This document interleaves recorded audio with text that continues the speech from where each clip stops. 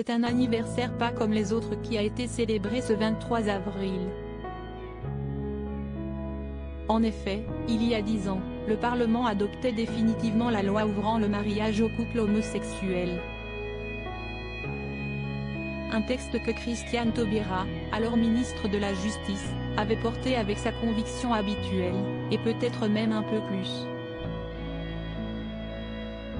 Elle a confié à France Inter, en ce jour anniversaire, ne pas vraiment ressentir de la fierté car c'était un combat tout à fait juste.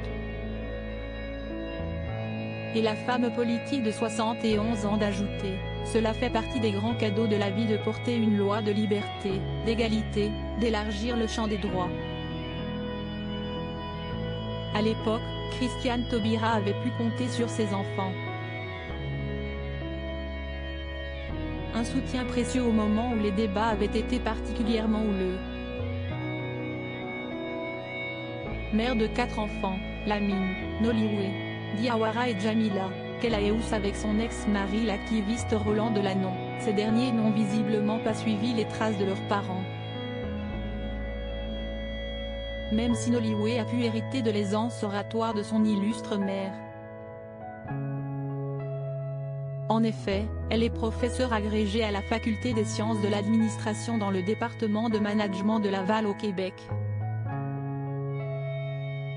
Une vie loin de l'agitation politique discrète, Noliwe Delanon n'hésite pourtant pas à prendre la parole quand le sujet lui tient à cœur ou la passionne.